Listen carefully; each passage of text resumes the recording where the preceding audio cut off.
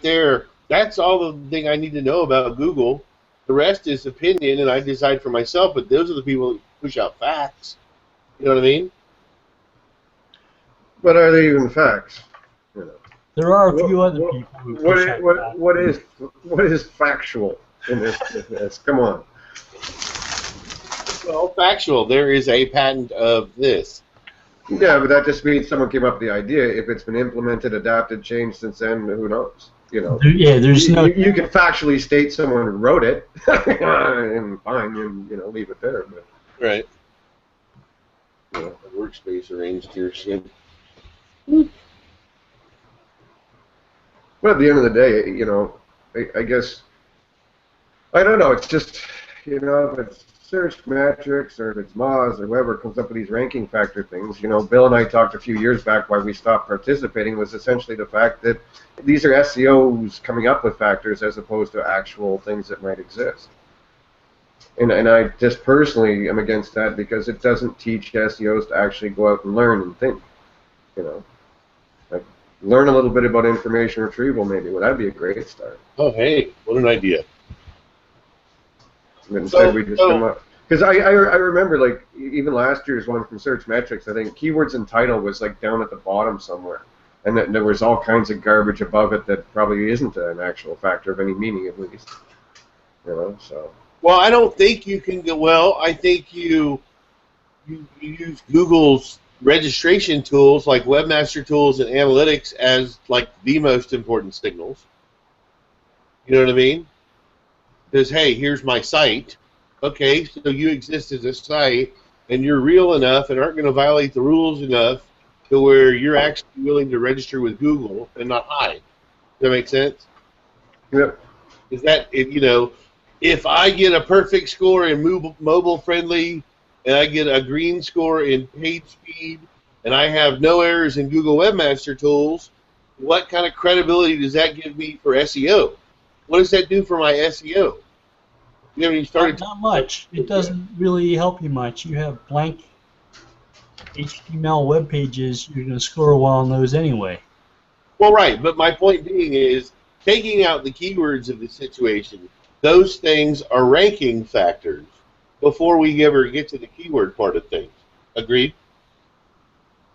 Well, certainly, I guess. You know what I mean? I've got a clean bill of health. If I've got a clean bill of health, and I do good SEO, I have good keywords, I have good coverage, I have good linkage, then basically, as long as I got a clean bill of health with Google, I can pretty much do whatever the hell you want, right? Anybody disagree? It's no guarantee that you're going to rank well for things. Well, but if I have other methods of ranking, having a clean bill of health, it helps me to achieve those much easier.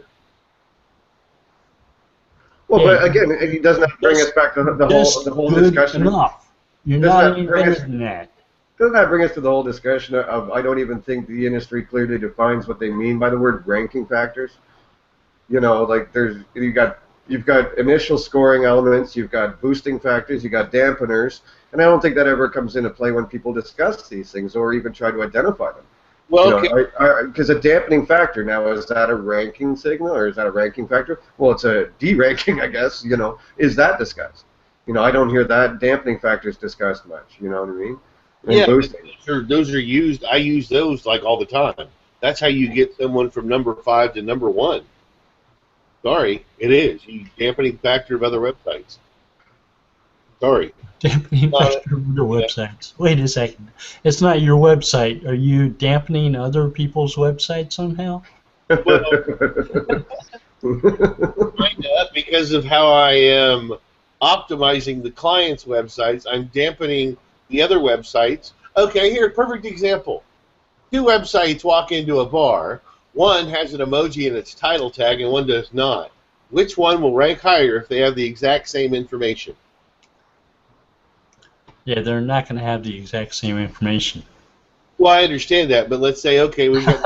I know, but and actually, they can't have the same information because then it's a duplicate content penalty, which is dampening, right? No, again, that's not even. Again, that's just not a penalty. That's just Google saying, okay, I've got this in 2 places. I only need 1. Again, I don't consider that a penalty. They're just taking a piece of content out that it's redundant. They're Right, just filtering but stuff if, they don't want to see. Yeah. but if you're a brand and some jerks have been spamming your content that your client's creating, and they're spamming your client's content, and all of a sudden now their URL shows up in association with your Google Maps listing, you have a problem. And why does it matter that they're a brand? I'm sorry, I don't get that. Well, if you're a company, right? Okay, and so I've got an... You're a brand too. Right, okay. So let's take Steve as the brand out. Let's say client for beauty services, right? Okay, because I'm not going to talk about the client's name.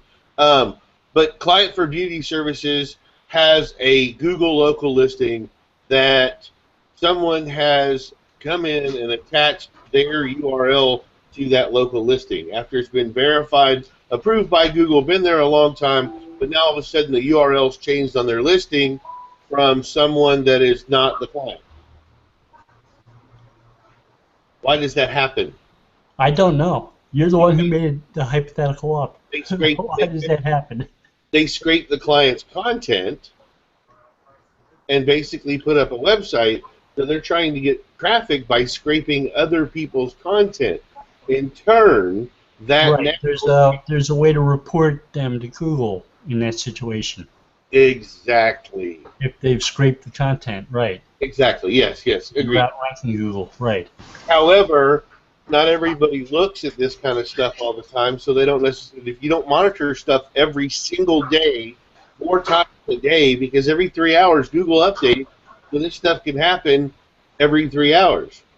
So if you're running a business online, and that would be the majority of your business, you should make your website your homepage, and you should log in a few times a day. So you should be aware of what's going on with your own website.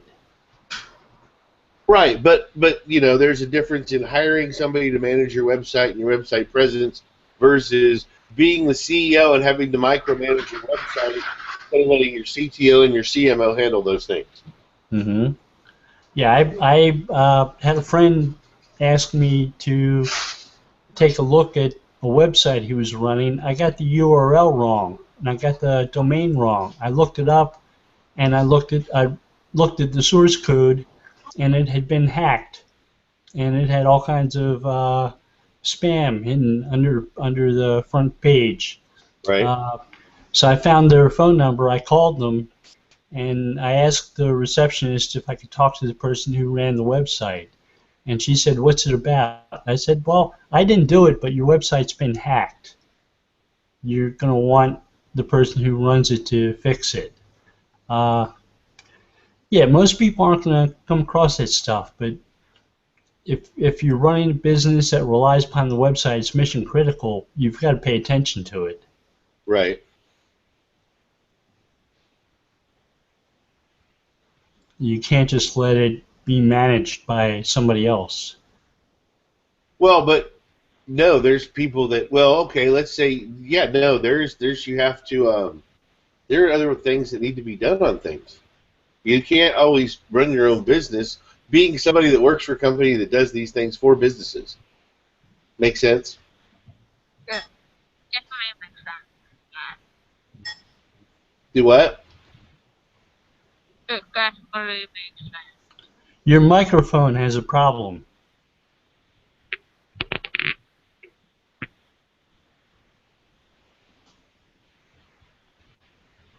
Okay.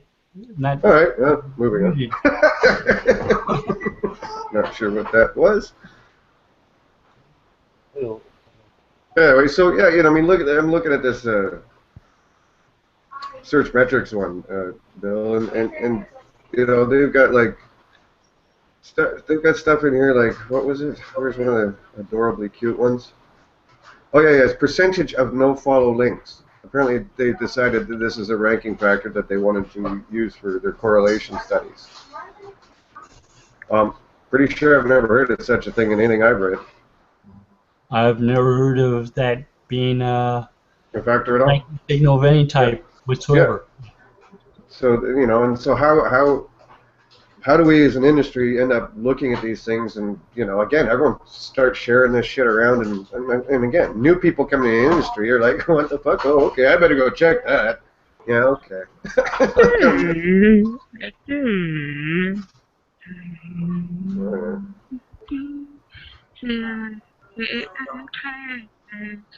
Charlie Brown's teacher. See ya. Bye-bye. Charlie Brown's teacher. Yeah, we got rid of that one. Yep. So yeah, you know, you know, I know the Moz one is things like this too that I just don't understand how they get into these lists of ranking factors in the first place. Like I don't like why are they there? Well, how about they said that the boost that was there for domain names exact match has been removed. Well, was it ever actually a boost or just what happens to exact match domains? Well, I'll tell you, you know me, I think it's just a secondary effect. It's a secondary effect in the sense that people link to it with those terms in it. You know what I mean? And is there, you know, have I ever seen something from Google saying that, you know, boost a listing that has, you know, exact match in the domain? No, I've never seen anything like that. Now, there's probably a secondary effect that people are linking to you with that name, so okay, that's something. Yeah, but there are companies that were selling services that use that metric and said, "Oh, this is a boost. Go get education links from .edu and this, that, and the other." No, somebody made that up. There were never ever, as far as I know, Google saying, "Yeah, we boost certain domains." It's all natural. They never did that. Why would they?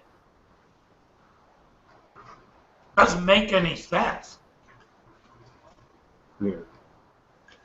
Somebody thought that getting a link from a .edu or a .gov site would bring more value to their pages when those types of sites aren't supposed to link to you directly anyway because of the nature of the domain types. Or if they do, it's for a good reason, not because you give somebody $1.380. Right.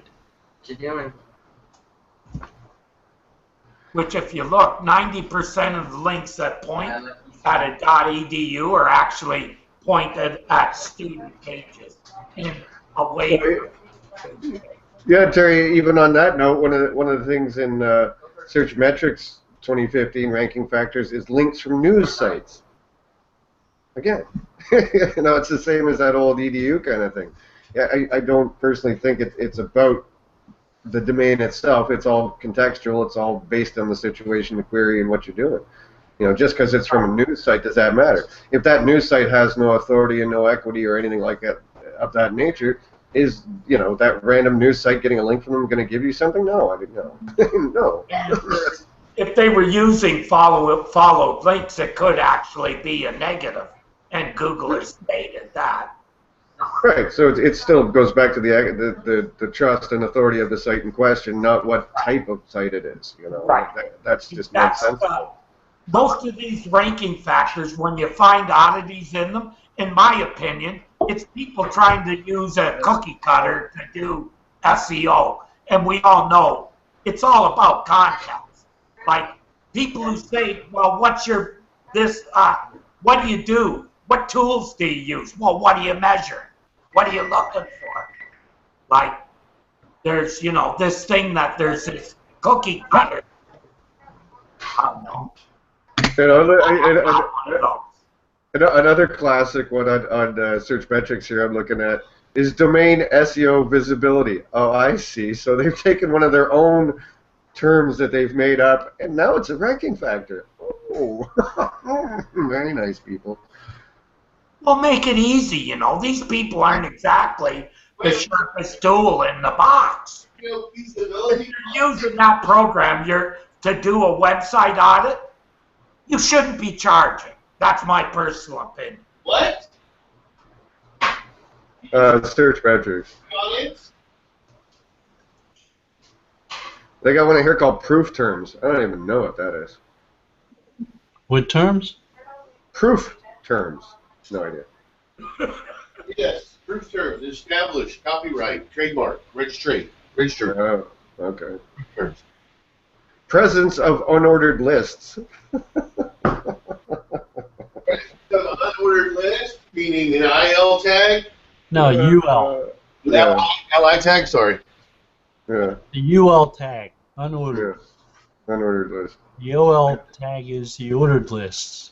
Yeah, I don't think it matters UL or OL, right? Ordered or unordered. Item. There's some value to it. Oh yeah, I'll agree with It's that. not going to make you rank #1 in search results for most things. Yeah. Like most things, an aggregate of tasks actually put you in #1. There are no silver bullets.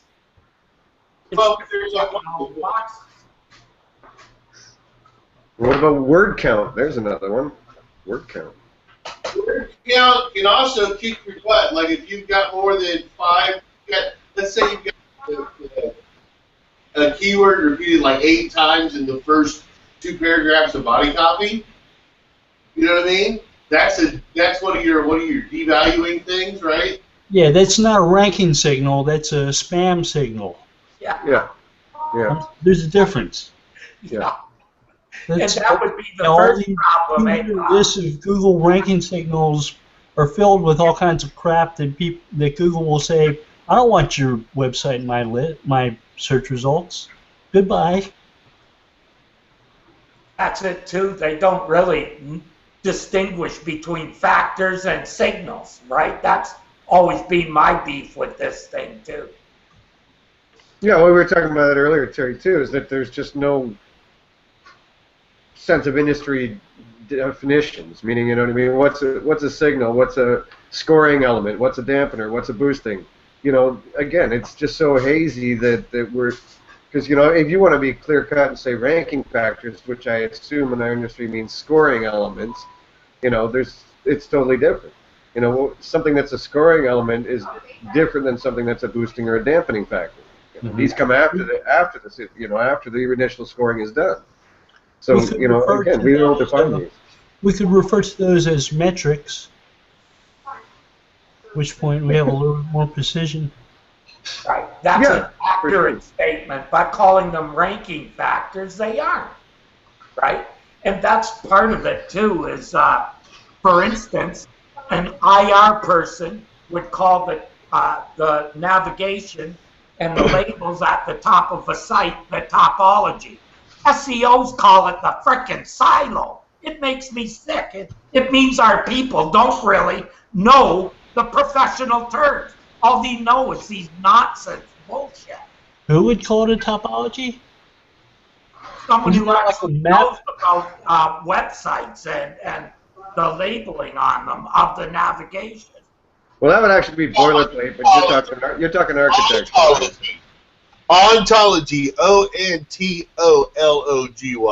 Oh, okay. Topology. You say topology. Well, it's not. I thought topology were the top structure of the website, the topics like. Ontology is the structure of species, genus, and species, but it's also used in information architecture like search engine stuff. Right. Right? Yahoo directory, their categories, DMOZ, their categories, the way you structure the categories. When I go to products and services on a client's web page, and within that I have 5 more services on that menu. Can we switch this Hangout to naming conventions for World Wide Web? Sure. Ontology is it's a good description. It's one that the SEO industry should pick up and start using to describe. So here's the thing. Do we want to do something about this? I mean, theoretically, between the people on this chat right now, we could start our own wiki and actually just tell people what things really are. Yeah, well, I've already started one, but it's on the Dojo forums, so to the rest of the industry. Link. Still call these things silos. Like. Yeah. I'm sorry, Silo holds cool. March! Yay, March! Hi there. How are you? Hey, March. Silos, wasn't that originally Bruce Clay? I think. Hang on. Yeah, and it's still something in the cornfield. Yeah.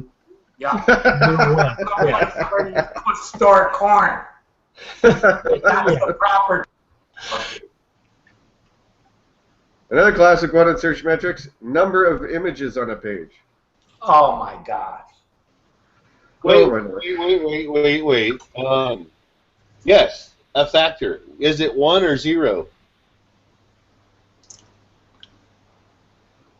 Is it 1 or 0 images? If there's 0 images a page. I did a search for data recovery the other day, right?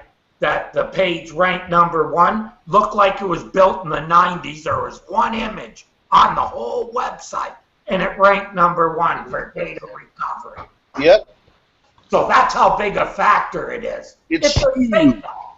It's huge. Oh yeah, right.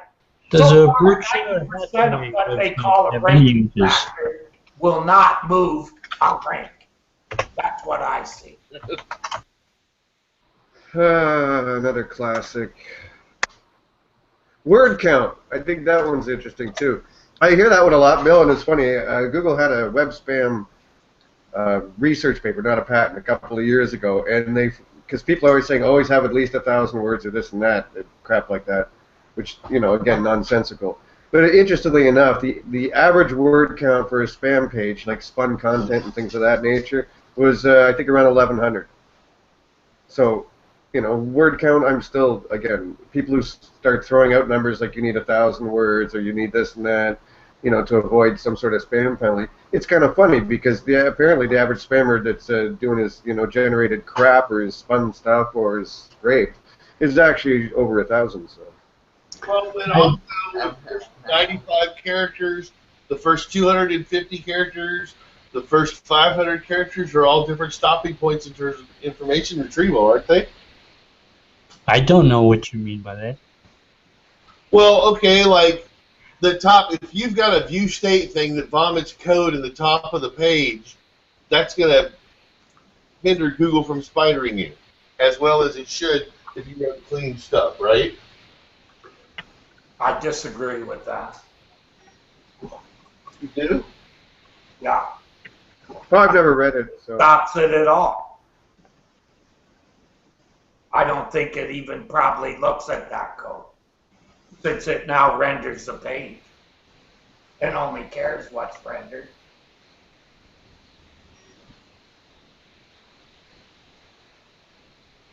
But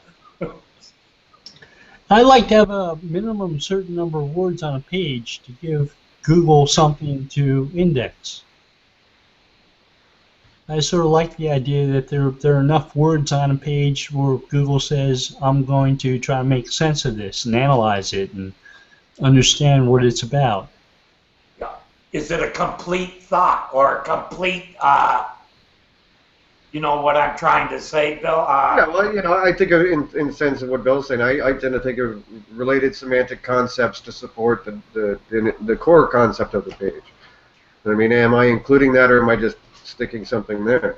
I'd like to think, you know me there. I'm always thinking semantic baskets and things of that nature, supporting concepts to the core terms on the page. So. And that's the thing. A lot of people still haven't picked up on all that stuff. That's more of a ranking factor than the number of images on a page.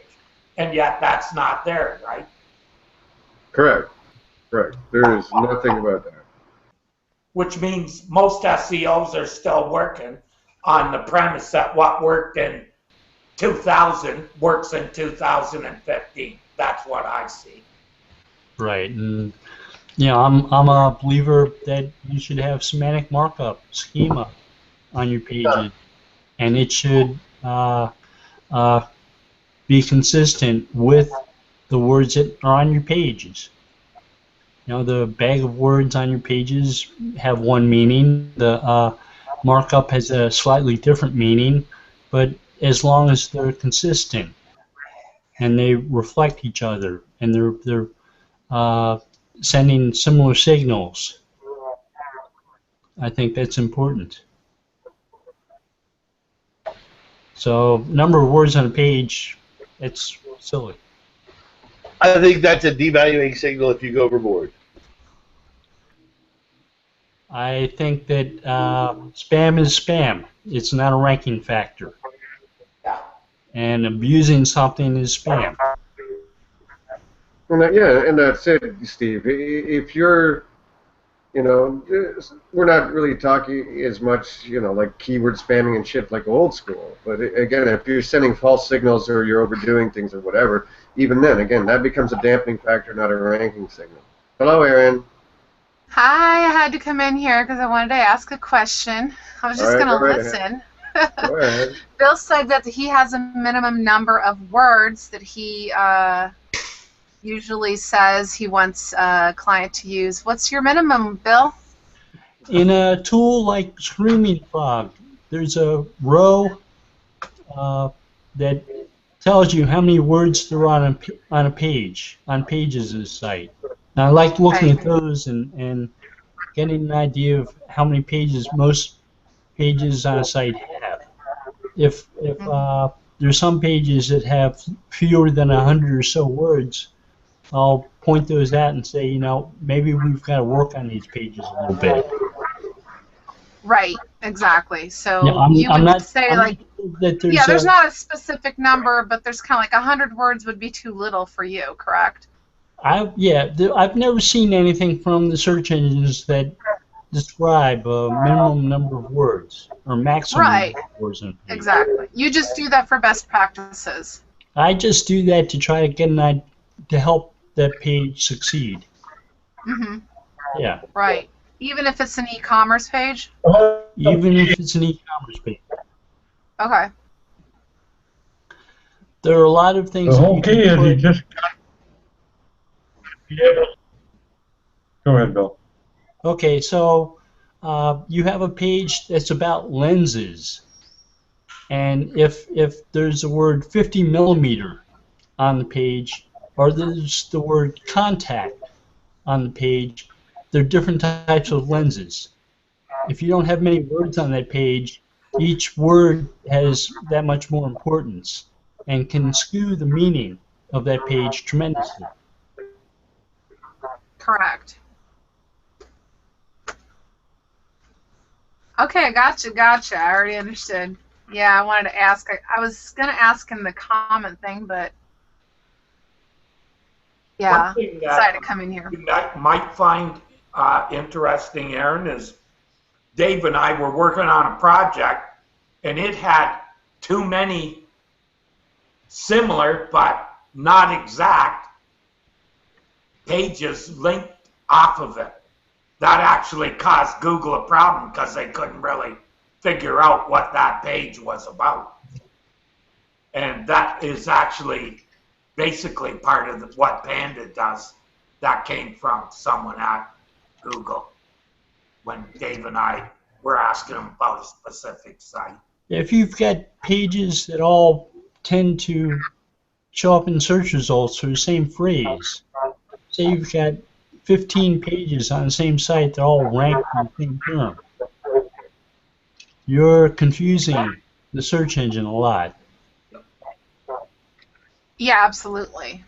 Every page has to have its own unique thing, right? And I've never been a fan of the phrase keyword cannibalism because it brings up memories of really bad movies I used to watch on TV when I was little. That's funny. But well, I think Steve had said if Billalism does have some validity when you think about in terms of establishing the context of the page.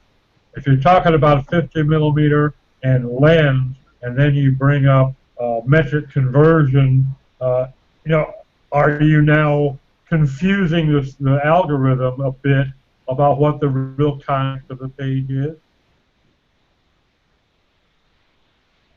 Mm-hmm. I would be concerned about that if it was me. When you go into too many things on one page, it makes it more difficult for the algo to determine what your primary context is. Yeah, but if you look at page segmentation stuff, they do try to deal with that. You can think of like the CNN homepage. You can have sports, you can have financial, you can have politics, you can have multiple different topics on that page. And one of the things they tried to do with the page segmentation was to understand these different blocks of conceptual ideas. So again, if they're, I understand what you're saying, but I also think to a degree they are able to, figure that out to a degree.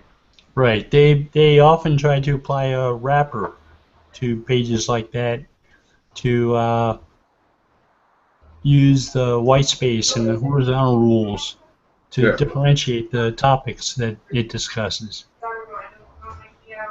Yeah. So, I think that's something to be on one level concerned about, but I wouldn't get overly freaked out about confusing them because, again, they have to deal with pages that are topically diverse as it is.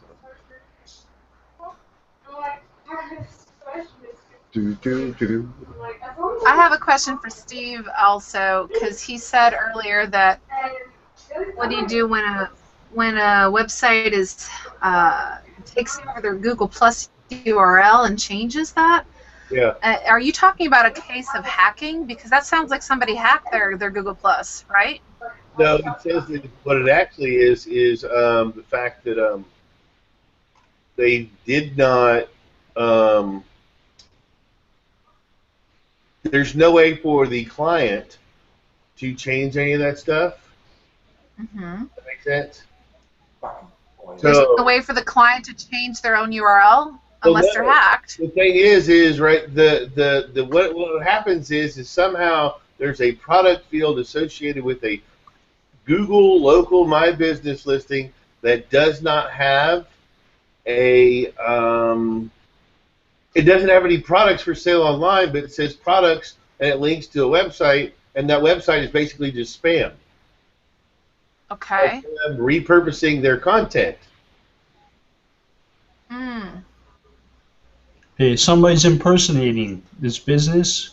No, it's not even that. It's the fact that they are taking the business, creating crappy content for Google in the client's name.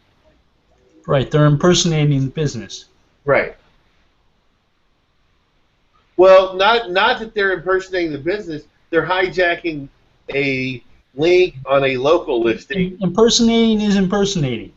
Well, I don't know that it's impersonating because a lot of times you have some people that will do blogger content and stuff like that. Does that make sense? So they could be authorized, like the mommy bloggers, right? I'm blogging for this particular So mommy blogger takes over their Google Plus page. We're pushing the limits of. Yeah, I was really confused. I just don't understand how somebody can take over someone else's Google Plus, like unless they're hacking it. Well, I mean, they're hacking it on a larger scale in terms of here is a website. Okay, what does this have to do with ranking signals? I would say I was answering the question, but I would say if we want to talk about what it has to do with ranking signals, I would say it would be a credibility, authoritativity, a registration, or what would you say whether the information is correct or about something or not? Kind of like negative SEO, like a competitor's doing negative SEO through this method that you're describing. I don't think a competitor's doing negative SEO. I think that one person is taking a domain name and taking many small businesses and repurpose those small businesses' content for their own website, for their traffic, for link credibility. Okay, it sounds like a legal issue that needs to be resolved. At this point, yeah, but the first thing to do is go to Google, because at this point, the fact that they're doing it for multiple things and being an authorized representative of a client, speaking to Google and saying, hey, this is wrong. Does that make sense? Right. File a DMCA report or something like that, yeah. That's one way to do it. The other way to do it is the fact that they basically just took your client's content and just wrote it again. Meaning your client's content, it exists on your client's webpage way before the other thing did, but that's just the way it is. Right. Again, it's a matter of spam. Yeah. It's not a ranking signal. It's spam, and spam is going to get devalued by a search engine. It should. Right. So therefore, if I have a legitimate entity, how do I devalue or, dampen their current thing for their brand and provide fraud? You report it to Google. Agreed. Google has a form that you can fill out. Agreed. They listen to feedback too, and there's feedback buttons on search results pages. Exactly. But yeah, again, spam elements are not ranking factors. So. Let's see. Bill, where are we at the 2015 on social signals? Now, I think in a personalized setting that obviously social graphs do play into what Google's doing, et cetera, et cetera. But, again, search metrics has stuff like, number of likes on a given page or something like that being some sort of signal. Of course, it correlates. So I guess, I don't know. Regardless of the fact that the document is called ranking factors, they decided to put that in there because it correlates. Stuff that correlates. Yeah. Well, if you have correlation or you have credibility or authority heightening because of a credible source, like a Wikipedia entry or a mention in the Wall Street Journal, or but they're talking total number of likes on a page from Facebook. Now, is this a ranking factor? Really, it is. Not my wildest dreams personally. It is because of Bing and because there's a lot of people that have Facebook. Again, I've never seen any sort of patent or anything along those lines. I've seen social graph stuff that talks about, personalizing things based upon someone's social networks and interactions there within, but never anything that says, explicit user feedback such as a like has anything to do with anything. And I'll say it again, SEO should look at the robot text for Facebook because likes are not indexable. All that's indexable is comments. Yeah, but I even mean, Terry, like someone's got a widget on their fucking blog or some shit, Well, no, but there's a widget in Google that's it's a extension in Chrome that has that stuff in it. To where right, but just because it's there doesn't mean it's a ranking factor. Right, but it also shows. Well, okay, hang on. I think this is more of a signal versus a ranking factor type of thing. Right, definitely. I mean, and again, the things I've seen on the social graph are more related to correlations of who's in your in your followings and who else that's related to you, and cross-referencing that. Also, how many times a day you talk to him. Like when talking to Matt, he was like, "Well, it's like your email." He said, I was talking to him, and he said, if you're in Gmail and whenever this person emails you, you get back to them like that. When these other people do, you get back to them a day later, 5 hours later, whatever. We might infer that this is your boss or somebody important to you. But that's in a social graph sort of analysis. Again, are they using it even as a ranking factor? Probably not at all. Maybe in the sense of a logged-in personalized result state, entirely possible. But even social graph stuff, I haven't seen a lot to do with actual scoring. It's more about inserting results of people in a logged-in state in a personalized situation. Right. Again, is that Facebook like or that whatever going to actually boost that page in a straight index? I don't think so myself.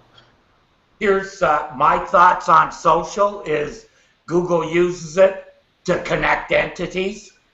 Yes. Preach, brother. Okay. Preach, brother. Preach. I don't think it cares one iota about likes.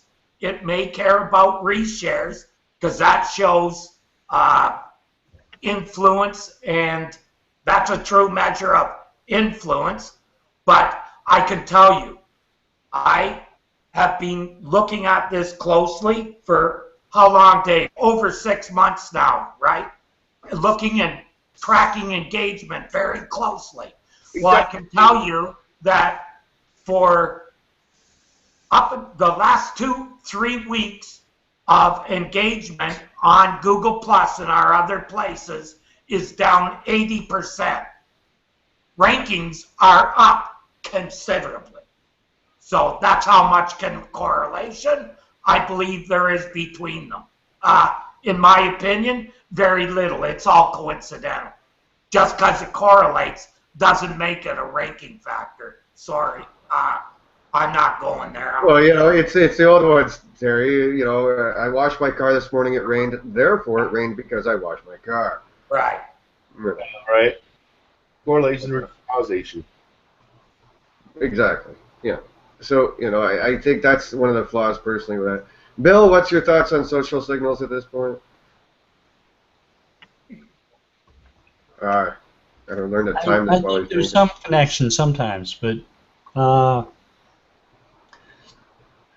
we have Google Plus with logged in states. When you do a search at Google, when you're logged in, that does influence what results you see. Right. Somebody you're connected to maybe. So again, in a personalized environment, I have some faith in that. In a personalized login state, that makes sense.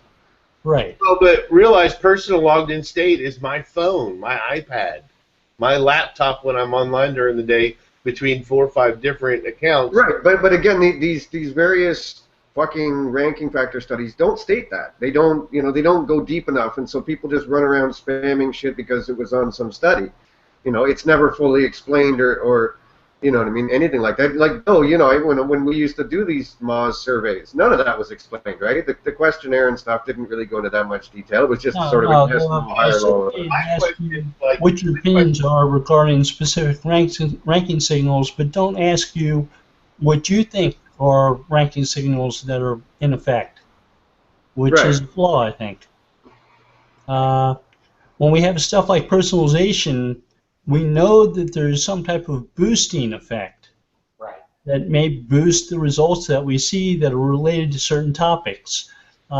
We don't talk about things like that in these SEO studies, but they're there. Also, Bill, they use that a lot when I was looking through a search today, and almost every page it said you visited this 3 days ago, you visited this 4 days ago. That's what they're tracking, not the real social stuff. And boosting. I don't think they could care one iota about a +1 or a like on Facebook. I don't think they care. I think and boosting may be related to your geographic location too. Right.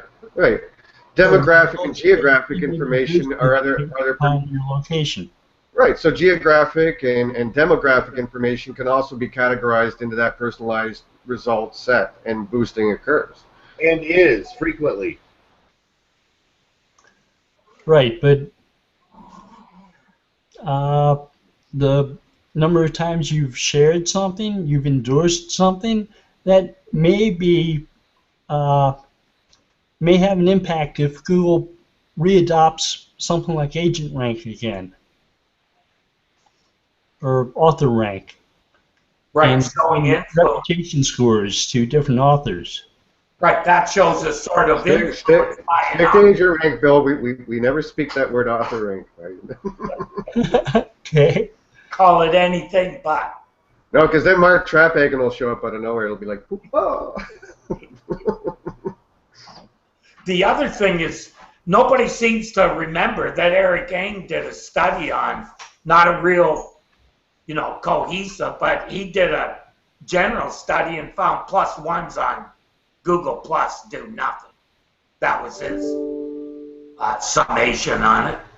I would disagree.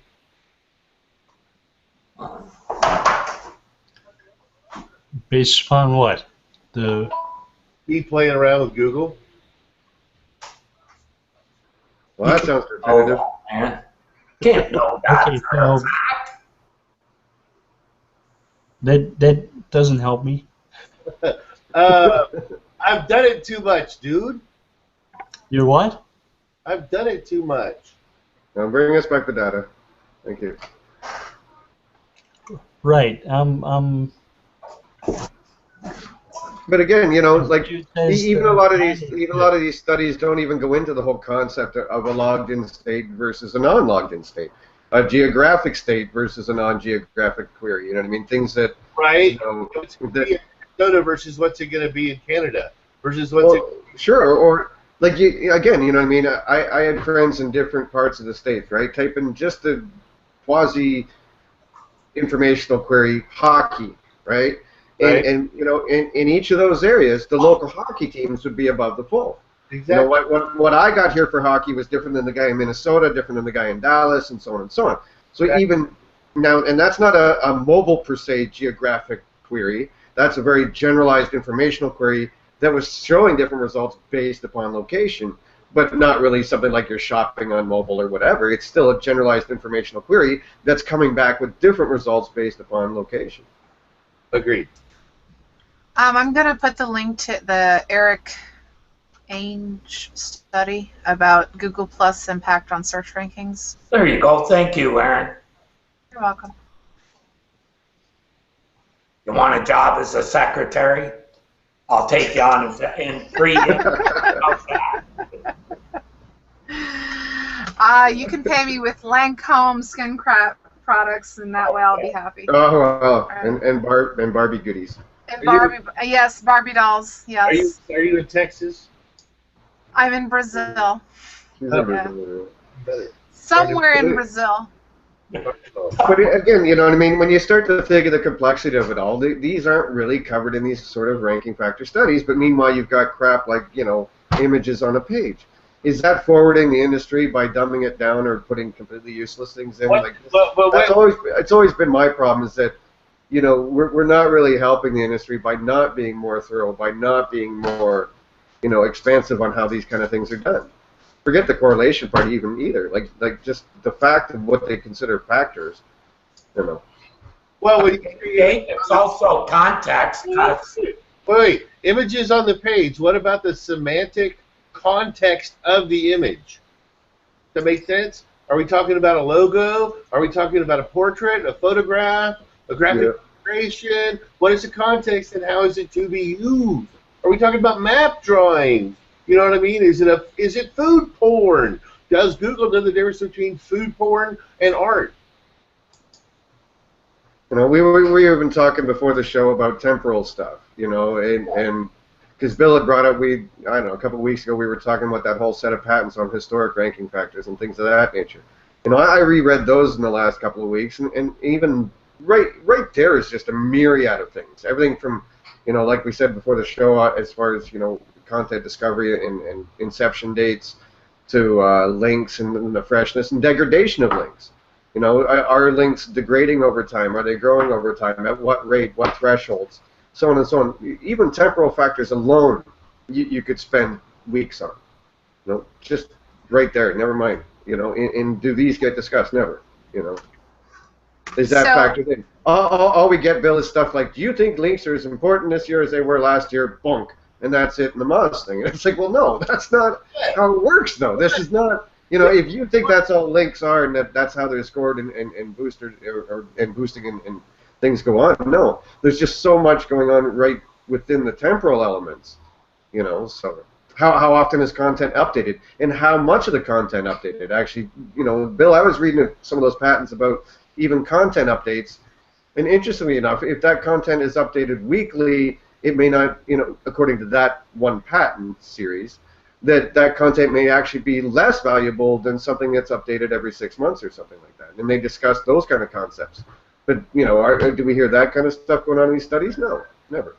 And that's where I get my frustration, that really, what are we considering factors? And Well, the problem is, Effie, I think a lot of people don't realize everything is in context. Any ranking factor, most of it is the context it's in. Like, for instance, I would say an image in a news release does add value and is a ranking factor, but only on that I know that for a fact for news from working with it, and that's been out there for quite some time. So again, it's in context, right? Like, what is the context of the question? Which is, you know, why I kind of feel for John Mueller. You know, he tries to answer things in context, and SEOs feel it's their job to take that out of context and try and make it work in every situation, and then basically say he doesn't know what he's talking about. Well, that's their problem, not his, in my opinion. Don't realize it's all contextual. You know, I was looking at a few different patents that are about blogs specifically, and how blogs might be treated differently than other informational types of sites and things of that nature. So it's just so complex, the different elements and different ways you can approach this, that whenever these studies come out, they're very short-sighted, I guess. You know? Looking for that cookie-cutter solution, Dave. That's what they're looking for. Well, that's it. Yeah, yeah. Dumb it down for being at least, you know. I'm sitting here looking right now on document scoring based on query analysis. There's 5 different patents on that.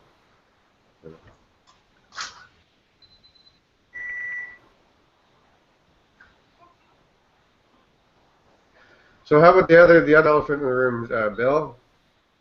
Behavioral metrics.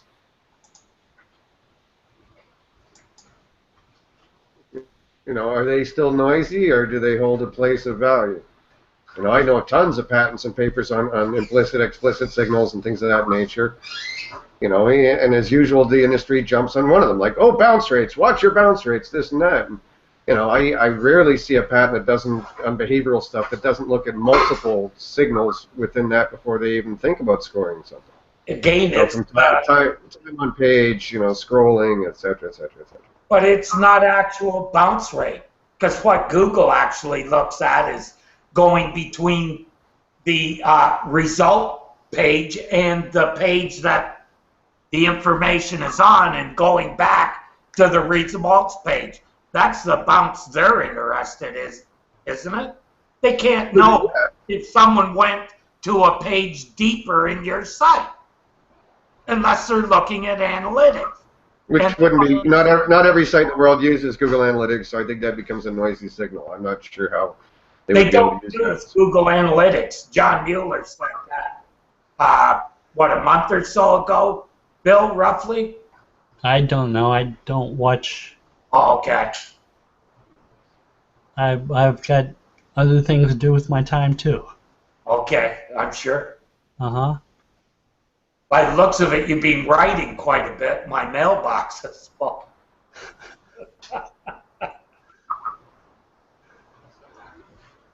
What was a term I heard the other day?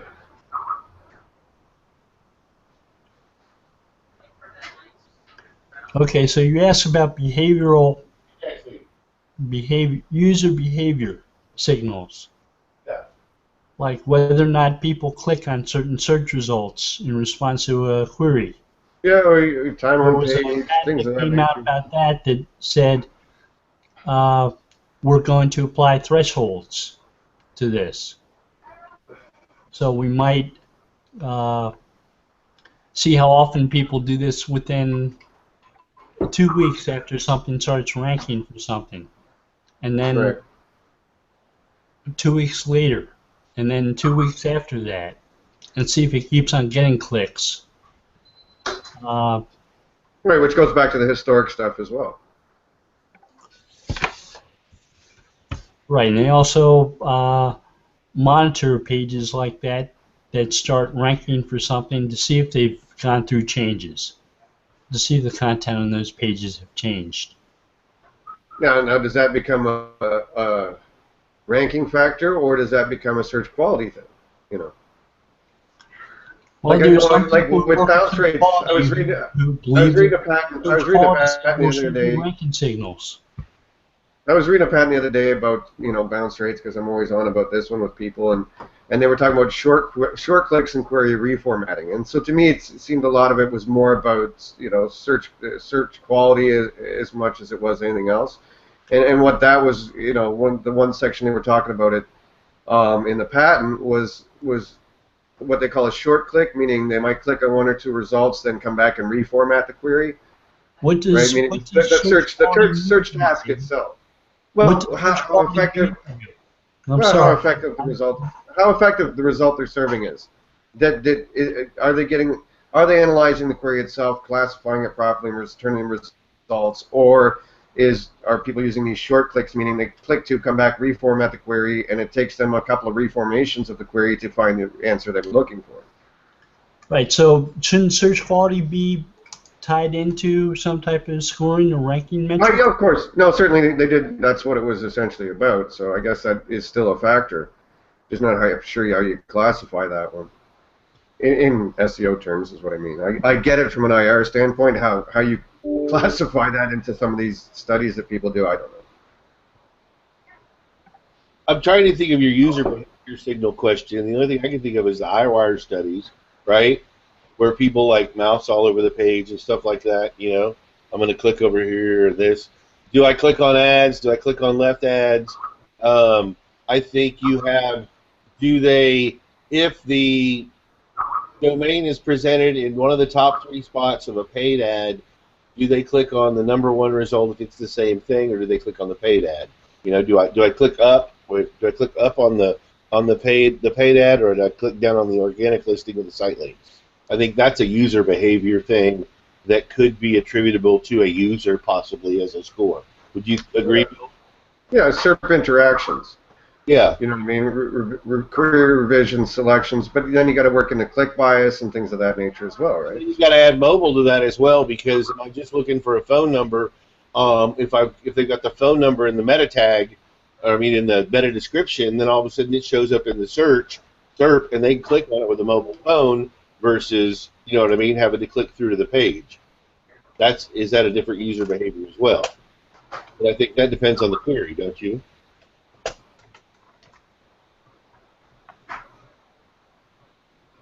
Yeah, again, the whole user behavior thing, it's just dicey, personally. You know what I mean? I think there are signals there. I think there are things they'll use, but a lot of times I've read different studies, research papers that show noise and that kind of stuff, that it's not always dependable, what have you. Andrea Scarpetta published an article about click-through rate and how they did some kind of study and paid people to... I read it. English or Italian? I think he's Italian, yeah. No, did he write in English or Italian? That's what I'm saying. They did not talk about Italian in this, but what I'm saying is there was a move, but this study didn't, like, it moved for those. There was a move in the ranking. However, the study didn't go on like 5 months later. Let's see what happened. You know, was this move a temporary move in the ranking, or was this a move that stayed up there? That's the question that I had after that. Even though, and I can give you guys a link right here. You can see. And again, you can't do any kind of definitive study on one site. So. Right. I'm not a fan of those kind of things. You know, it becomes anecdotal evidence as opposed to empirical. So, you know, how many? If you did that across thousands of sites, different query spaces, from difficult queries to easier ones to get into, you know, it's dicey. I'm not a fan of that. Well, I did a little bit of a test on my own, and I noticed that for really competitive term where like authority sites were ranking, I wasn't even with one of my posts that went viral on Pinterest.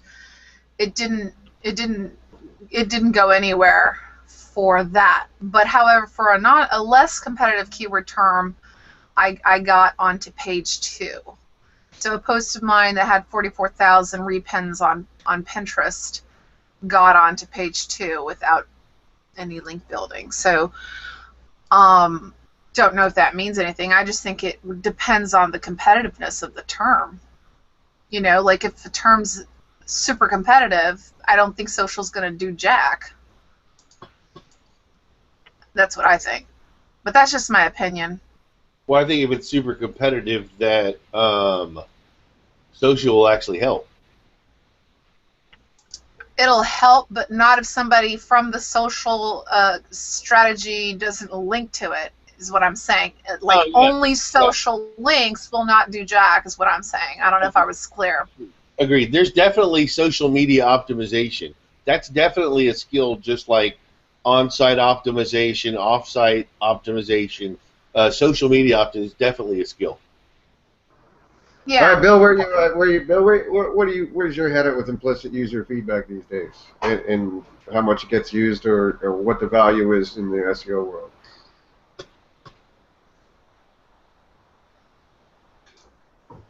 Uh-oh. Well, open the can of worms here. Implicit user feedback. Go, Bill. Sorry, that's a fancy word for behavioral metrics. Sorry. Yeah. I think that people who are claiming that Google is grabbing their information from analytics overlooks the fact that Google has their own analytics. Google tracks what people click on. They track what people query. There are query logs. There are click logs. Google tries to make sense of those. If you ask a search engineer, they'll tell you, we gather so much data, we don't know what to do with it all. I think sometimes they try to do something with it, though. Every once in a while, Google shows a video of a room full of search engineers working on some type of metrics, trying to decide what to do or what not to do. I've seen a couple of those. I think sometimes their intuitions might not be too good, but they do try to do stuff with them. I wrote something about a metric that Google referred to as the long click, which was featured in the book in the Plex.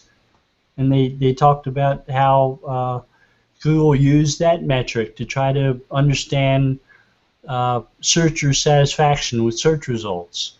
You know, right, and I was just saying about the short click stuff, so yeah, that makes sense. I was reading about that the other day, the short click in a couple of patents.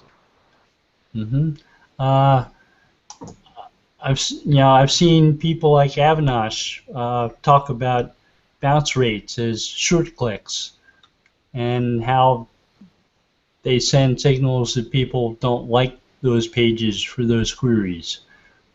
You know, they're such a short click that people aren't like going to the page and grabbing a phone number off of it. And again, I think that's a simplistic view, because when I was reading about the short clicks, they were talking more in the sense of, are we properly classifying or understanding the query itself? Because when short clicks were occurring, which SEO is called bounce rates, that they were actually looking at it in terms of, did we answer the question properly? Because did that search task continue onwards, meaning they reformat the query to try and find the answer they're looking for. So that short click may not be an indictment that your site's bad. It could be an indictment that the user didn't type in the right query, or that the search engine itself didn't return the results that the user wanted. So it's not always an indictment that your page is bad. I think the stuff you're talking about with short clicks is Google's attempt to optimize their search engine and return good results to people as quickly as possible. Yeah, and that's precisely what they were discussing. There was no real mention of let's demote this page. It was more, are we doing our job properly when the user puts in their query? Right. It's search engine optimization where the search engine is the thing getting optimized. Oh, no, now we're going to really confuse people. Uh-huh. The real search engine optimization, it's done in Google. Next, we'll start talking about like the dark web. I have no intent to do SEO on the dark web. Thank you. It's like a goal. Same thing. No big deal. Okay, I didn't mean to open that. Just got your. But there is a serious trend right now in the larger SEO community that these behavioral signals have massive importance, and I'm still not entirely sold on that. And I don't think at the end of the day that you should be overly concerned about it. If you're serving a information or doing things for your users that are good usability, then I don't think you have to worry about these things. I don't think these things should be on your, if you're not serving your users properly, I don't think you got bigger There are problems. things that you can do to help improve a site that have nothing to do with user behavior signals, like putting schema markup on web pages. I've noticed a trend too about people talking about like cutting off comments even on their websites because it is not serving the purpose for which they created the page to present information to people. And I so think if you're moderating your comments properly and just watching for garbage, I don't see, isn't that more of an infrastructure thing wherever you're working that if you're moderating properly, I don't think you should have an issue. Why have comments? Why have interaction. Why have comments? Increases why engagement with your engage with users. people? Why engage with Like people? me can come and bug you. Right. Why So should we engage? so part of the reason to have comments is to allow interactivity between your viewers and you, which means there's signals that people Well, are and each other, but also each other, Bill, because I've seen people going at it in the comments, not to mention any names other than Michael Martinez and Search Engine Land, but I've seen people having their own discussions about that piece of content. Sorry, Terry, had to be done. But yeah, you're also encouraging engagement between, right. your So if readers. you get concerned about the words that people put on your page in comments, then get rid of the comments. Yeah. If you don't want to interact with people, do what's his name, Seth Godin, yeah. Only allow trackbacks. Oh God. Doesn't allow comments. Yeah. Well, I've Trackbacks noticed because I've tried to follow as these. anything else. I've tried to follow the ones that have made reference to getting rid of the comments, and they still have contact information, so you can still email them, and they still leave a way that you can reach them. Yeah, but most people aren't going to email them. Yeah. I found that if you're scared of the comments being so out of, I just think that the whole issue of not allowing comments because of SEO is really stupid.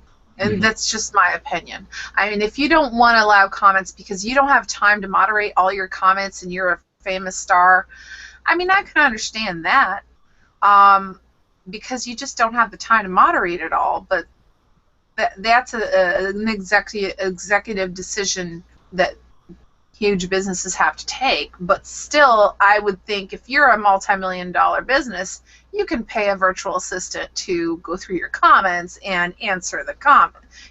That's just my opinion. But I don't want to criticize people who don't have time and turn off comments.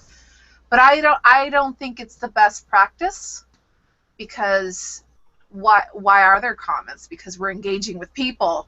If you have a business and you have a blog, the blog is meant to start a conversation. That's what it's there for.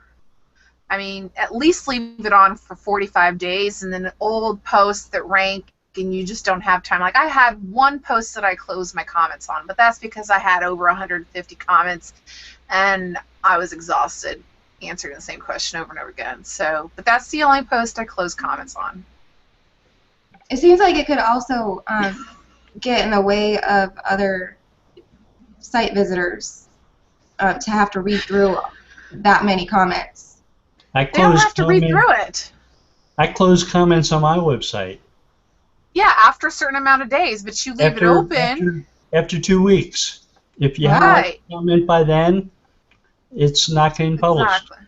Well, because you're always doing current things, so that totally makes sense. Mm-hmm.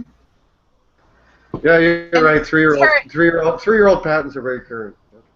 Yeah, that's actually a funny thing because I was looking at I think it was your, you were talking about pictures, and it was one of your image posts, Bill. And I was just like, wow, this patent got submitted, I think it was like 3 years ago, and it's just now being published. Like that would be like an incredibly long time to wait to see if your patent's going to get accepted. Like that would just drive you crazy. Well, no, thus we have the term patent pending. I've seen patents that took 9 years to get granted. Like that happens with big businesses, right? That there's a lot of bureaucracy inside. No, sometimes there's just a struggle on whether or not the patent office wants to accept the patent, and sometimes the people filing the patent actually want to have it granted and will fight and will submit amendments to what they call non-final rejections of the patents or final rejections. Like the patent for Google Directory took about 12 years to grant, and that was just Google taking DMOZ and re-ranking the things listed by PageRank. Mm-hmm. You know, so that wasn't really a remarkable innovation, but it took 12 years for it to get granted. That's interesting. And the 2-click patent for Amazon took 2 minutes. I don't know. I didn't read that one. I have better things to do with my time. That has nothing to do with search. Patent. I don't know. Have you read that one? Long time ago, when it mattered. Because every once in a while people would say they're going to enforce this patent. I never thought it was possible. Too broad. I have a question. Search, move on. Speaking of moving on, I have a question, and I don't know if this is a good time to bring it up or not, but since things, we had kind of a lull, I thought I'd throw it out there. I get really annoyed, like having come from an academic background, I get really annoyed with seeing Wikipedia just always be the you know, what comes up. And I just would super duper appreciate if one of you guys or women could explain like why it ranks so high to always be there. Because like with academia, it's useless. You cannot use Wikipedia. Like some teachers and professors are very kind and allow you to use one in like an entire paper, but most of them will say no Wikipedia to cite sources. Yeah, well, there's a good reason for that because you can go in and make up whatever you want in Wikipedia. Can I answer this? Please. Okay, so there's certain standards for pages on Wikipedia, like requirements that they get linked to from other pages by some of the many categories that they might have. So the organization of Wikipedia is really Optimized in terms of SEO. They do a good job of connecting pages together.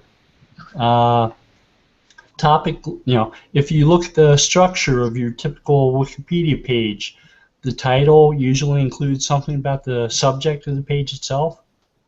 The URL for the page usually includes something about the subject of the page itself.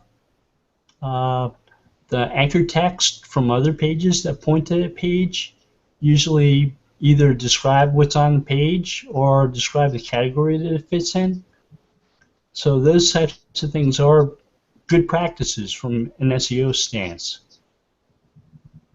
Yeah, I can see that. I just with Google wanting to give the most trusted search results. Okay, I was gonna address that. Okay. Okay. There have been points where I've come across things that say Wikipedia is an authoritative site, and Google may favor it because it tends to provide accurate information. You know, so these tend to be some of the more semantic web type patents. There was a group by the guy who ended up, his name was Andrew Hogue.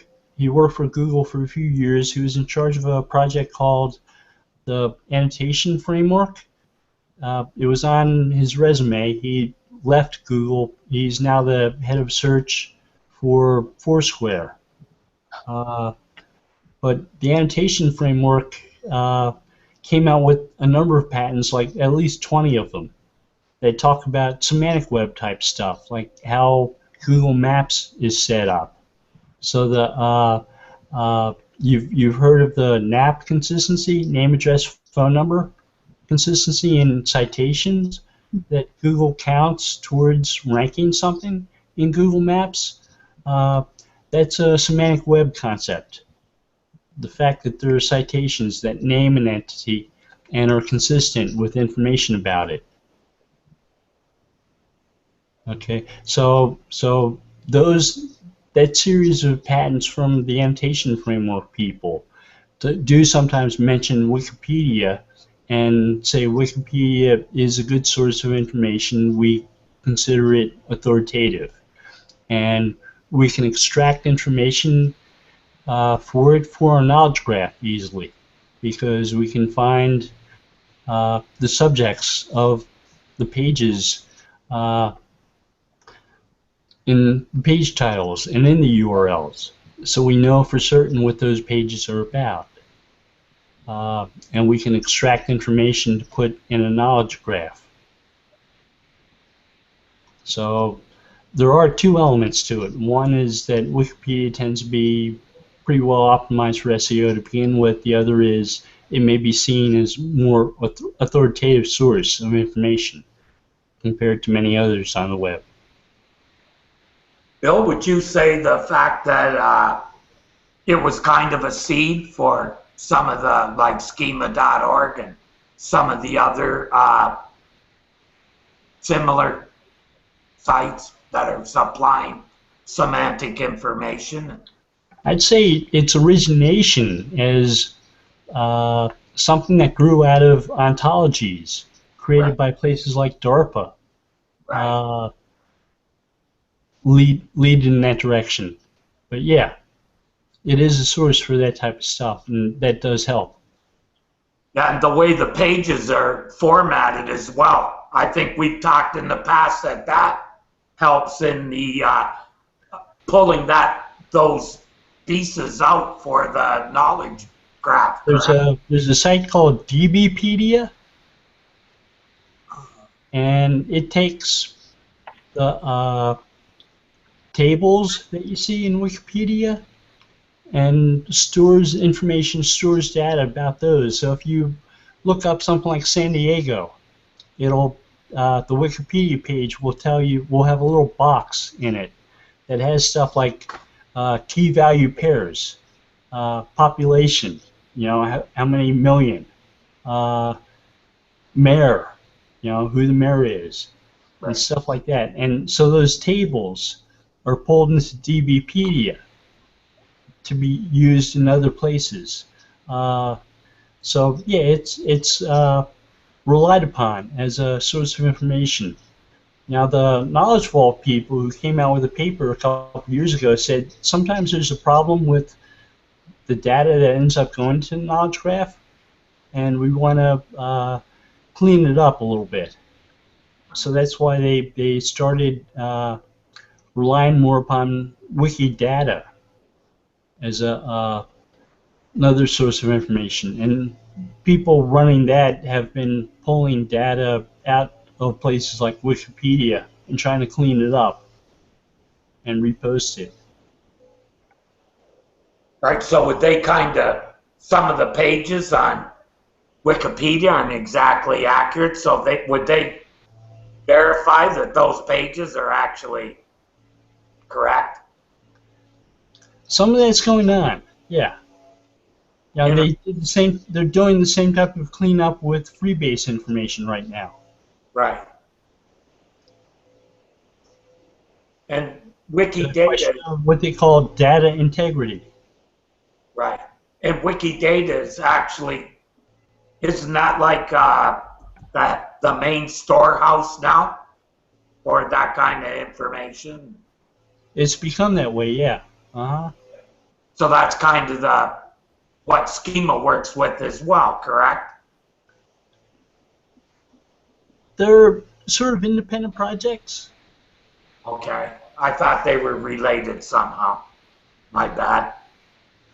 The schema is working groups work together to try to develop ontologies for different industries and for different types of things that might be on web pages, like products or services.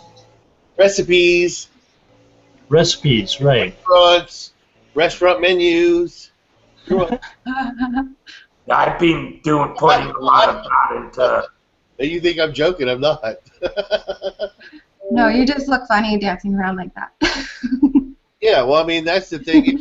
So that's what it was, is how did we get this stuff fixed? How do you fix stuff in Google? You go, like I've been saying, you go by the book, you do write schema for your location listing. What is it? What is the UIL code? What is the universal product type? You know, are you e-com? Are you a location? Are you online only? You know, what's the particular qualities or properties of your business in terms of classification from Google's perspective? Now this is a ranking signal, right? Right. Not a factor, a signal, right, Bill? I don't think that there's it's a question of semantics whether you use the word factor or signal. I asked a question at a conference, at a Meet the Crawlers session, where we had representatives from search engines behind the table, and I used the word factor, and they stopped me and said, "We use the phrase signal." Signal, right? You know, if it's something they use for scoring or discovery or et cetera, that's totally different. Yeah. But I think what the SEO world considers a factor, Terry, is something that's a scoring signal, or a signal used in the scoring aspect as opposed to discovery, et cetera. Might I offer a difference in definitions? What if... would it matter if I said no?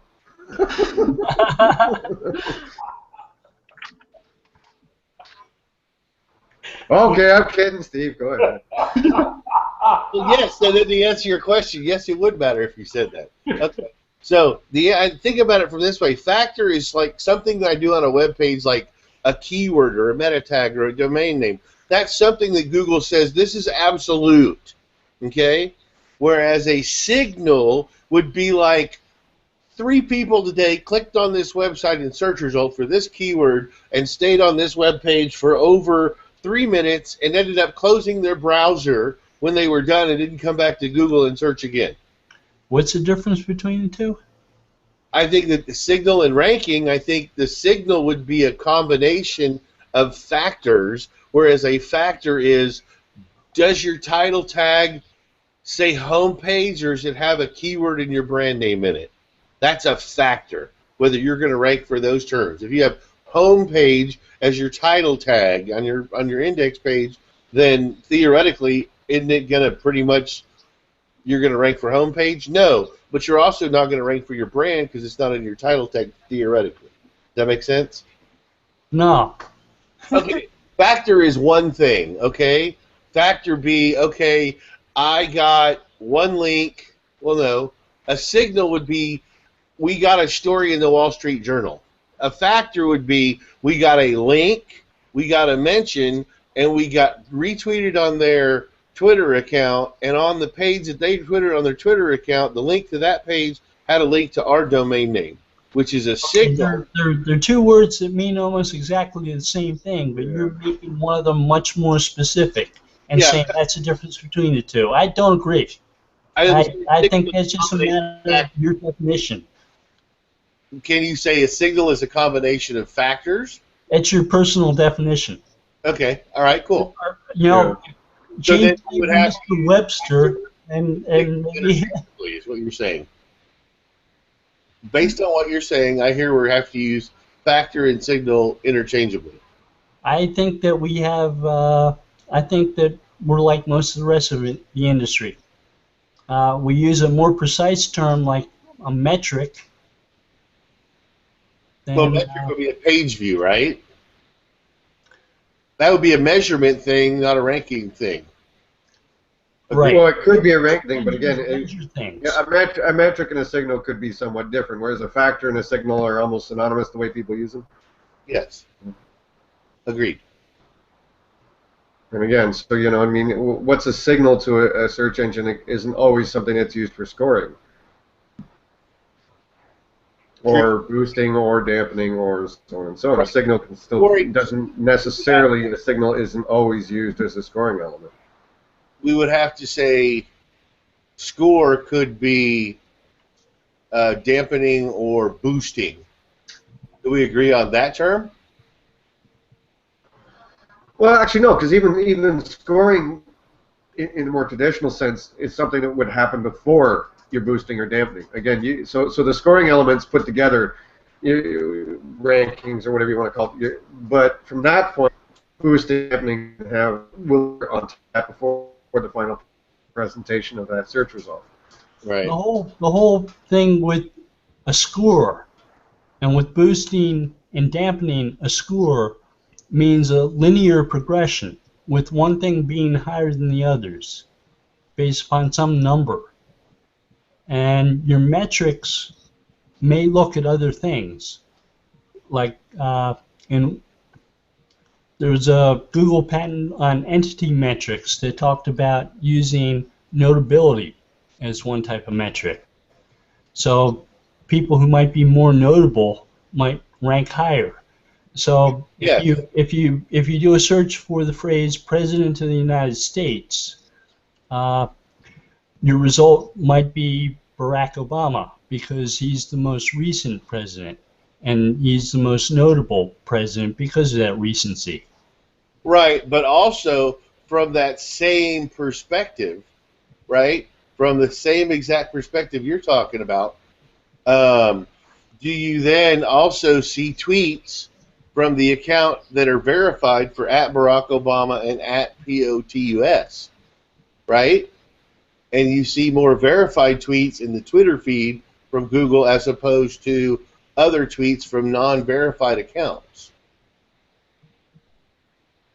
Which sort of goes like out to left field in what I was saying. But, well, no, I mean, from what you're saying is whether the account's verified or not is a signal, just like I was paralleling what you were speaking of.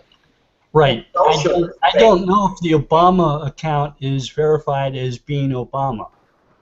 I know the POTUS account is verified as being President of the United States. Well, they're actually both verified, so therefore they have that boosting signal of having that little blue check mark. Is that a boosting signal? No. It's an authority. Well, what's an authority credibility signal? Is Boosting. it something Google's using as a boosting signal? We don't know that. It could be. Right. My thought is, what would you call that? Authority, credibility signal, verification signal? I mean, we can't say if it's a booster or a dampening factor because you have it or you don't have it, but what would you call that? Boosting is another word that can be interpreted a few different ways. Yeah. Like personalization, if you're related to somebody somehow, if you have a lot of the same interests, your results for stuff they've produced, might be boosted because of that shared interest. And that could be boosted content. But again, that's a linear progression. It's a number. We're adding or subtracting a certain number away from the ranking of something. based upon that relationship. Whereas different types of metrics may mean ranking things differently than based upon numbers that could be boosted or demoted. Bill, you Yeah. just said something that kind of, for me, right? When I look at factors and signals, I Yeah. look at it as a factor is linking, right? Incoming links and links within. So links in general are a factor in ranking, right? But that is made up of a number of signals coming from within and outside of the website that they're ranking. And so for me, the signals are the little things, and you can't, a factor is something major. So, And metric in that case would be PageRank. right. And you could use, like, but then I look at something like, if you look at all the HTML elements on a web page, right? I look at it as each one of those is kind of weighted. The most highly weighted, strongest signal in the HTML tags is probably the title tag, or it seems to have been for as long as I've been doing this, as far as the signals on a web page. Right, but after Hummingbird, it's got the possibility of being substituted by a synonym. And that's the other question I always ask. Which one are they actually using in ranking? Both. Okay, that's the easy answer. Well, Wrong that way. you could make a good case for either one, couldn't you, Terry? Yeah, that's what I mean. Those things. I totally agree with both you guys. You're spot on. I'm just listening. So yeah, keep going, please. But that's how I kind of look at factors and signals, and that's why I get when I see them calling them ranking factors. Well, I don't even feel, and I'll be honest, I did not read that post. Dave showed me a few things in it. I had a good laugh and moved on. Where was the post at?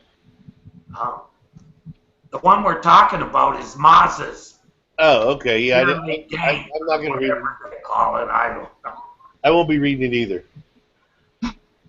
Okay, so I sort of think that we will see new metrics used by the search engines to replace things like PageRank. You know, we've seen transformations of the search results with knowledge panels and more of a focus on entities. Yeah. You do a search for a query that includes an entity. Chances are Google's going to include a bunch of results that maybe aren't matches for the words that you typed in as keywords, but maybe related to that entity. Agreed. My other question was on data pictures. Is that something that people should really be concentrating on learning if they're not used to writing data in some sort of graph form? Like EXIF data and stuff like that? Like bar graphs, you know, just like we're like being able to make it into a picture. Being able to tell like what you're saying and like I'm talking about statistics. Oh, tabular data in graphical form is what you're saying. Yeah. Mm-hmm. Okay, what about it? Is that something? Because that's something that could easily be picked up and extracted and put into a knowledge graph, right? Well, it depends on the form that you use. Yeah. There's something called SVG that maybe can be read by search engines. That's one way. The other way is PDFs. You put tabular data in PDFs and export them from like you do it CSV instead of Excel. So that specific way that you code the tabular data within the PDF allows it to get indexed better. like for some stuff that I did for healthcare. Like here we go. For we still for PTSD, go look in Knowledge Graph. There's some tabular data.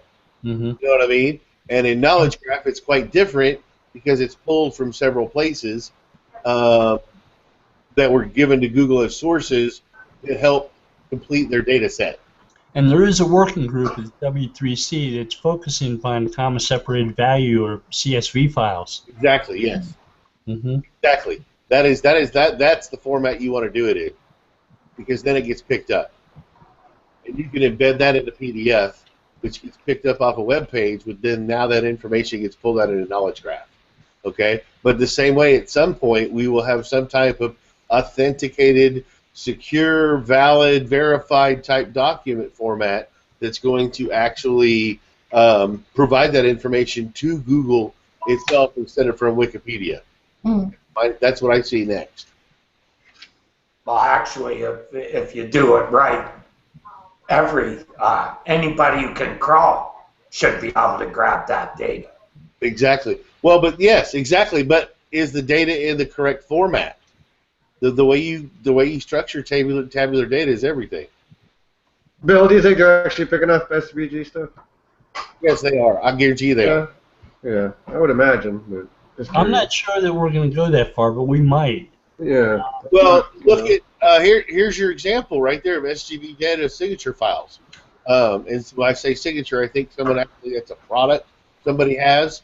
Okay, but if you go put in menu of let's see, how do we want to call it, a medium to large size casual dining chain. Okay, because I can't say client names and stuff like that. But maybe you want to try Asian food, a 4-star or almost high-end large-scale dining food chain, whatever. Look up and put their word menu after it. You're going to see that data is presented to Google, and it's in tabular graph form based on certain standards that are within SVG. Make sense? Mm-hmm. And do you think that, like, I don't know, I'm just like looking ahead probably too much, but it seems like that could be like an easy way for people to become more available and have their information more available, but it could also be very, like people could learn to game it. Yeah, they do. People have learned how to game it, trust me. Well, that's kind of what I'm talking about with the Google Local thing from earlier is, at this point right now, I think in our industry, people that don't understand KBO, knowledge-based optimization, knowledge graph kind of stuff, right? People that don't understand that, the importance of that, don't understand that certain things in Google have to be filled out. And if you don't fill them out, somebody else will fill them out for you. Mm. Make sense? Mm-hmm. So I think that's the big issue of, your average business has no clue whatsoever what's supposed to be on a Google Places listing. They don't know that you mean people can comment on my Google Maps listing? And you got to think about every place that you see in the world has a location listing available to them, but if they don't put it there, someone from a foreign country is going to go register that listing and use it to funnel fraudulently somebody to somewhere else where they can take advantage of them somehow, technology-wise. Right? Agreed? Under your name, which is even worse. Yeah, even better. Why is it better? have a Facebook account? Because I don't want anybody else to have it. You know what I mean? That's otherwise, I don't want a Facebook account at all. But I have to have one. Why? Well, because there's a billion things on it today. If you're not there, I'm not controlling my Yellow Pages listing. So, at least that's my opinion, but what do I know, right? I think green is wet. That reminds me of when I was going over I believe it was the mod study, like right before I jumped in. One of the things that it was saying was it was talking about like the importance of having the same keyword and like the title. Now you're talking about paid segmentation. Yeah. And then we're going to start talking about latent semantic indexing, and Dave's going to get all mad. Okay. Probably. Well, I don't think my question is that complicated. Well, but no, but like with people that have like their name, like davidamerlin.com, KristenDrysdale.com, you know, like it doesn't have anything to do with, you know, like a specific topic. Neither does the word Amazon or Yahoo. Or Moz, like. Yeah. So I just didn't understand. How many Christian Drysdales are there in the world? There's a few. Okay. How do they spell their name? Is it I-N? Is it Y-N? And there's a few that are IN that spell exactly like I do. You understand what I'm saying? So Yeah. that's your correlation. The other part is, what does Google see as voice search? You know what I mean? What's the voice search parameters for your name in Google? Because that's the whole thing of, when we talk about your name, let's talk about your name as a brand, right? You know, I think the big issue is... Entity, sir, entity. Thank you. So... Brand. No such thing as brands. Everything's an entity. Okay, all right. So the entity Drysdale denotes the last name of a family, and from that information, we can then figure out that of the family, people within that family have the first names of the following things. They're generally located at this area of the universe, right? That's your entity where you start narrowing your entity, correct? Mm-hmm. And so then basically that's the way you figure stuff out through the entity system. And so you would go in and do Christian Drysdale with a underscore, Christian Drysdale with a dash, Christian Drysdale smashed together, MS Christian Drysdale, MRS Christian Drysdale, MISS Christian Drysdale, Christian Drysdale with an I, Christian Drysdale with a Y. How many different ways can we spell Christian Drysdale? How many different sites can we actually go claim it on?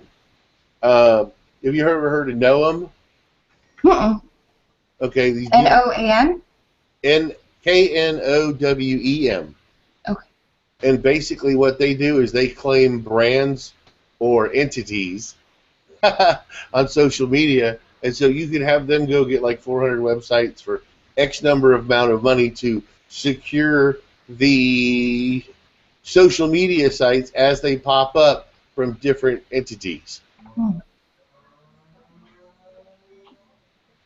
So then I guess what my question is, like, I just wanted to challenge the importance of that as being like something that is like a very important ranking factor, because it just didn't make sense to me. Well, I think, and the overall big part of this conversation is when we're talking about a ranking factor or a ranking signal or a ranking metric or some type of measurement on ranking, what are we ranking? What is it? What for? Are we doing it on mobile? Are we doing it? Okay, are we talking about a video on YouTube? I think that each thing has its own different complexities based on the type of digital asset that it would be. Is it a video? Is it a PDF? Is it a web page? Is it a Facebook post? Is it a tweet? Is it a Periscope video? Is it an Instagram image? Is it an infographic on Pinterest? Is it a PDF of a press release? But the basic idea is the same. It has to do with entity recognition, identifying maybe the individual that is you under your name, and making associations with, say, maybe an image it found of you that it might consider an authoritative image of you, making an association with a website that's related to you. You know, you may have a website with your domain name. Google may make that connection. Say this is the site that is associated with this particular entity. Same with David Amerland. Okay. So yeah, there are lots of factors that may play into knowledge-based optimization. I think you just went and looked at something. KBO, knowledge-based optimization, is what we're talking about. Schema, Wikipedia, semantics, all this stuff. Because we're ranking is not just keyword and a meta tag anymore. It's all this other stuff combined. And that's a direction we are traveling in. Absolutely. Right. So I think SEOs. It's kind of weird because we say SEO, but what are we talking about? We're talking about query retrieval. And then the next question I have is, where for what? Are we talking about a voice-activated command on Xbox? Of Xbox, watch CNBC. And if you're Time Warner Cable, you didn't have CNBC in the database up until 2 weeks ago. So those are databases, and that's still search. But who's going to talk about whether CNBC got listed in the Xbox directory for TV channels? That's still important because it's knowledge based. I think search is bigger than SEO, but then what is search? And search is everything, correct? You think search is bigger than SEO? Well, I think that when we say SEO, I think they're one and the same. Like I always have this thing. Most people I know just do fucking Google optimization. We're talking about. I'm constantly telling people wherever there's a fucking search engine, I don't care if it's Amazon, YouTube, or anywhere else, Facebook, wherever there's a search engine, that's your job is to understand that engine and work towards, if that's where your client wants to be, working towards that. Again, sadly enough, our industry's really turned into Google optimization, not really search engine. I think there are people who specialize in semantic web technology who do a lot of stuff with search engines but aren't SEOs and would get offended by being called SEOs. Well, you work with libraries, they work with organizations like the BBC that are news reporters. Data scientists. Yeah, many of them are data scientists. Okay. Oh, they have actual semantic job titles? Some of them do, yeah. Like the BBC has people who are officially called ontologists. Well, but what are they doing? The structure of archiving the BBC's content? Yeah, and there's a BBC ontology website that talks about all the efforts they've taken towards making ontologies that deal with things like the World Cup or the Olympics. Well, but ontology goes back to taxonomy almost, with genus and species. It's a different way. It's like genus and species for the digital ecosystem. Right. It's being able to build a structure of how knowledge might be related to each other in a knowledge base. Semantics. Yeah. It looks at meanings behind those terms and phrases and words. So, and tries to understand entities and how they're related also. What? I said we would say the most important ranking factors are the semantic ones, or they're just factors. I think they'll increasingly become more important. We've seen a lot of redesign of Google search results. Oh, God, on mobile, Maps changed, Google Now changed, YouTube changed, everything changed. Right, and we have deep linking for apps now, where it uses schema to create the pages that those deep links go to. Yep. So if you're not into learning about schema, you've got to start. Very true. Okay. Oh no, he's hypnotizing us now. Look out. Bill, I was looking today with a client at the new local results and the way the map is kind of starting to take over. Yeah? That uses a lot of semantic or web stuff as well, correct? The map is starting to take over. What do you mean, the boundaries of the map? I'm sorry. when you look at a results page, Yeah. Display. yeah, the display, the map's now up at the top where above the local packs, right? And then it's got this 3-pack underneath of it where you can get more as well. That's all tied to the map, correct? Yeah, but I think it depends on what kind of device type. That makes sense. Because right now, if I'm looking for, like, oh God, if I'm looking for ABC store, and I don't have a relationship with ABC Auto Parts, I'm just using ABC as random generated letters to represent a client name. Okay, so ABC store has a location, and on that location, they have GPS assets, they have zip code assets, they have a phone number assets, the NAP asset. Yeah, I understand what's there. I looked at it too. Right. So all those kind of things, I think, the more they're filled out, the more information we have, so the better Google ranks us. But what happens is within mobile, I'm going to get that page with a map to how to get there, because that's normally what I'm looking for when I look for and just say the name of a business. I'm normally looking for their location on a mobile device, whereas desktop, I would want their website. Does that make sense? Yeah, but I was on the desktop and I was still getting the map, which was annoying as hell. Are you logged in? At our full screen, it's a map with icons for other businesses. Yeah, and there's 4 to start, 3 to start, and when you click more, it populates the whole page and puts a lot more. That's mostly semantic data they're using for that, correct? Or is it that we aren't ranking there, and I'm trying to figure out why not, because we're on the map. And so what did Google say a couple years ago about what ranking signals they use for local? Oh God, there's a whole different set. Well, we have semantic markup on the site too around the location. They said distance, which makes sense. If you're searching for something on a map, you want something that you can actually reach. Right. Verified location. So another factor that they said is the relevance in the title to what you've searched for.